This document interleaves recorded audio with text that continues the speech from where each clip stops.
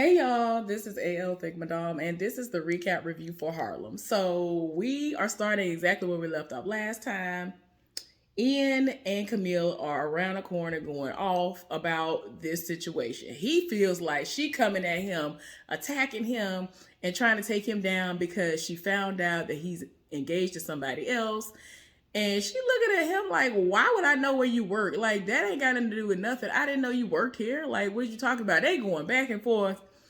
Dr. Pruitt then rolled up. And so she's like, yeah, I'm gonna pretend I didn't hear that last part because she really done went all the way off. Like it's bad. And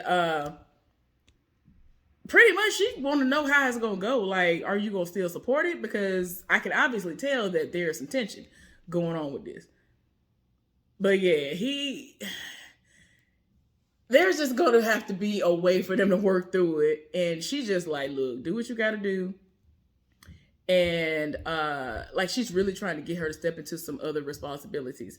But is she ready? Is she ready?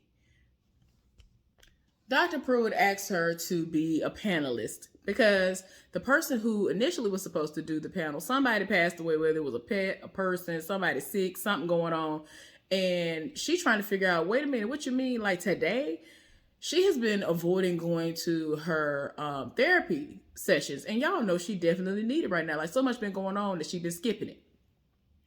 And she looking at her like, when your boss tell you to do something, you normally say what? Like, so she ended up agreeing to it. So now she's at a yoga session with her friends talking about it, and she feels some type of way about it. And the girl who she ran into, who's getting married, she's in her feelings because she found out that her fiance is screwing the caterer. He's been cheating on her.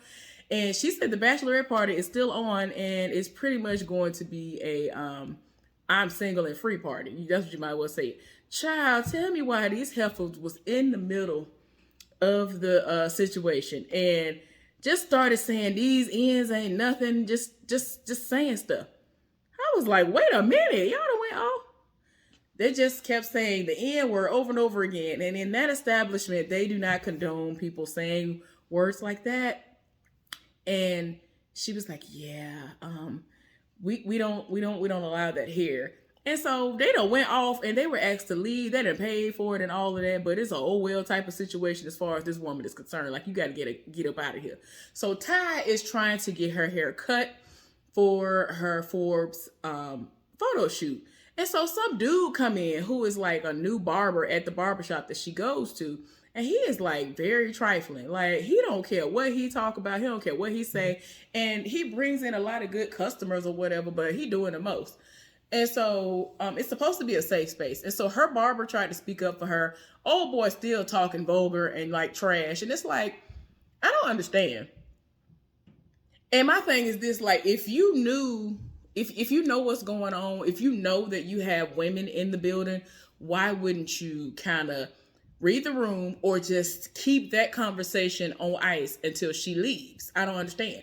Because when I've had to go with my mama, when she used to take my brother to go get his haircut, I would be in there, my mama would be in there, and there would be several other mothers in there, and the men would not do the absolute most. They would do the bare minimum, but they would not do the most like this man was doing. Well, come to find out that this is this man's cousin. So at this point, she like, yeah, you might be family, but he's real blood related family to me.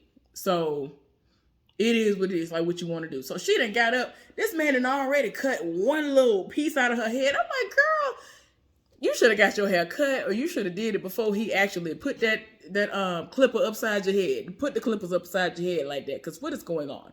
She done walked out. It just started snowing. Child, I cannot. It looked like it's cold as on the what outside. She outside trying to figure out where she can go. This is last minute. It's already, listen. Y'all know I've had boyfriends before, right? And I have a father and I have a brother. And when they used to go to the barbershop, it used to be packed. I don't care if you got there an hour before it was going to open. It was packed to capacity. This heifer that sat up here and walked out after she had a seat. She had a chair. It's hard. I don't know if any of y'all know how hard it is at times for men to be able to get up in these barbershops. You already got to wait. Like, if you ain't there super early and just waiting at the door to be in there and then get the person you want to get, You gonna be waiting. So yeah, now she trying to figure out what she gonna do. And I'm like, girl, this was the wrong time. So then we see Angie, and she's, decided that she gonna go on ahead and do this production because she need the money. And even though the money might not be that great, it might be some great exposure behind it. Well, she gets there, and somebody was like, oh, you must be Angie, the new person. Looks like you're not a part of the union. And that's the $600 fee. So she like $600. So word, what you talking about? What you talking about? Like, see, that would, ooh, child, I don't even know how I feel about that, because I hate jobs like that where you gotta pay money to be a part of it in some way.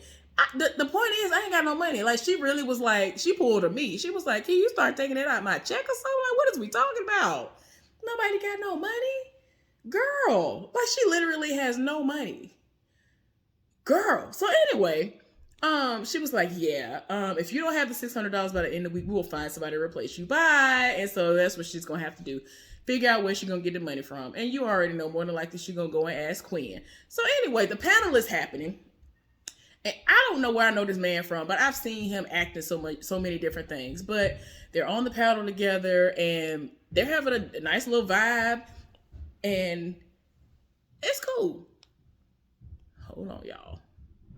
People doing the most.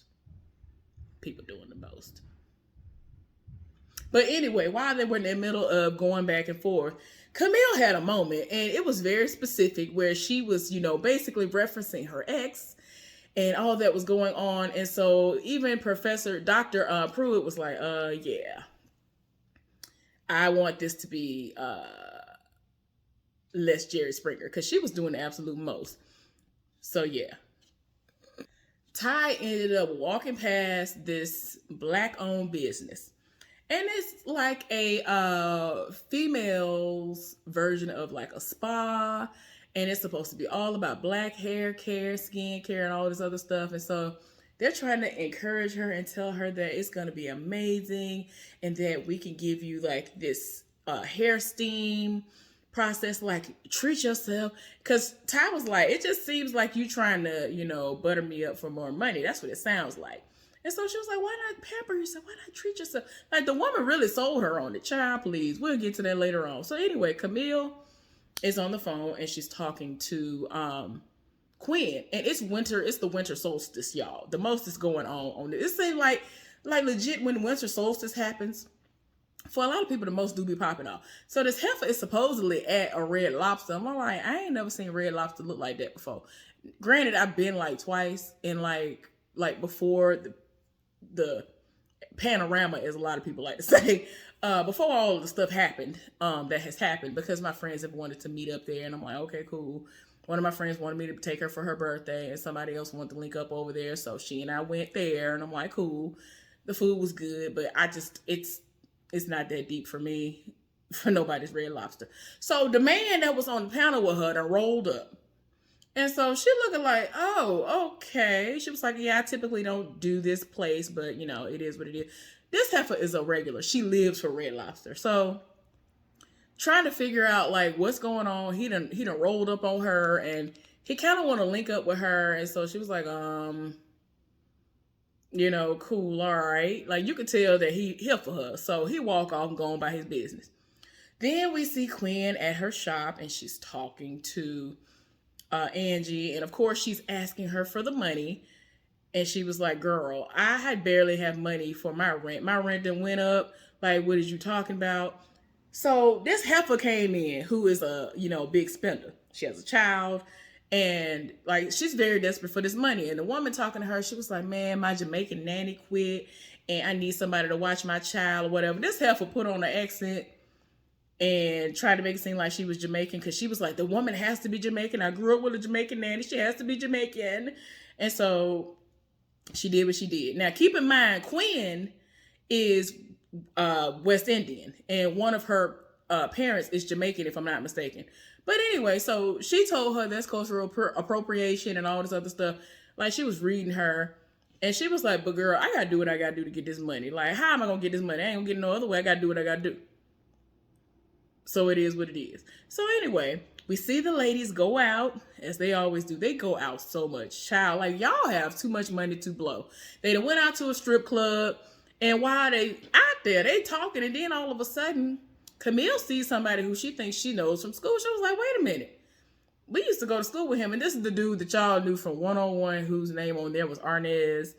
Child, I'm not even, y'all can say what y'all gonna say down in the comment section about him in current years. I'm gonna just see if y'all say what I'm waiting on y'all to say, because I'm not gonna say it. But anyway, he's a stripper. So Ty is there, and they trying to figure out why she got this hat on and all of this. This heifer got this hat on. I don't even understand. She has two long pieces. I was like, what? How did they ruin your hair? That don't even make no sense. Like, they specialize in natural hair care. I am confused. Like, legit, initially she was just like, oh, well, I want, somebody that's gonna line me up or whatever. Somebody can line me up real quick. I'll be good with just that, whatever. So then Quinn is in her feelings. So she, is getting her private situation by the guy. So she talking to him, and she's just like, look, I'm tired of how love is going for me. Ain't nothing going right. And she want to know if she could just have like a one night stand with this man. I'm like, girl, you done went all the way off. Mim. So Camille is on the train, and she's looking at people. And it always kills me how this is real life. This happens in real life. You'll be minding your business. And like, if you feeling some type of way about love, it's like all of a sudden you all these couples. You see all these couples out here in love and just bathed up. It's like, well, why not me? Why don't I have that? I would love to have that. Just make you feel some type of way. So now, she already feels some type of way. So then we see old boy. His name is Jameson. I don't know why everybody is using the name Jameson this season on their shows. But anyway, the man whose name it is that's on the panel, that's his name, Jameson. So she looking like, oh, well, I ain't got nothing going on. So they done met up. And so he was like, was there a vibe earlier? He was like, yeah, there was a vibe. And so he done led her to like this underground gaming situation. And so like she lives for all this stuff. Child, she's just like, oh my gosh, you just don't understand. Like, I'm a latchkey kid. I love video games, whatever, cool. So we still see Quinn off to the side having a lovely conversation with the stripper. Like, he's just sitting over there, not working, and just talking to her. And so it's a vibe. And like I said, it's about to be a one night stand because she ain't trying to hear nothing.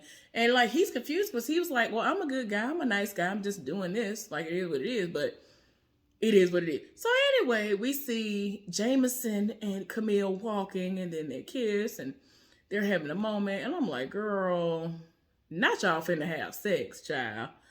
So, Angie is having her trial run with the child.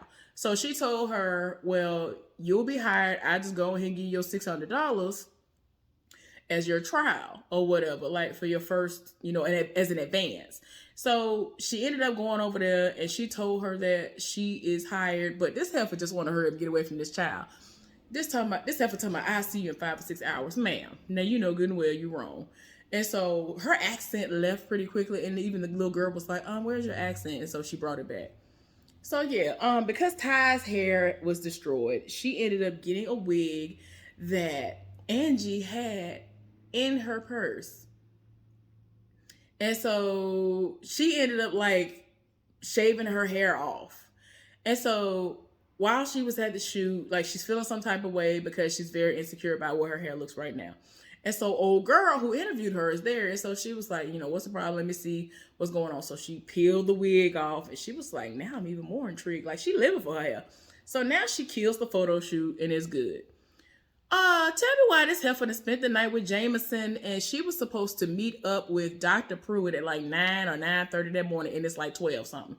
And so now she's looking like a fool. She's looking crazy, and now she's looking like she's not reliable. And it's like, girl, now you're trying to rush. It is what it is.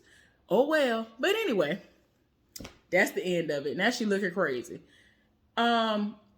She actually was trying to, like, she was like, oh, I need to use your laptop. And she's trying to figure out what in the world she's looking at. Because this man lost his entire mind. He didn't realize what was going on till it was too late. But we're gonna tell y'all what happened next episode as far as what she saw, but it's a lot. Anyway, thank y'all for tuning in. Please subscribe to my channel if you have not done so. Give this video a thumbs up and let's talk about it down in the comment section. Bye.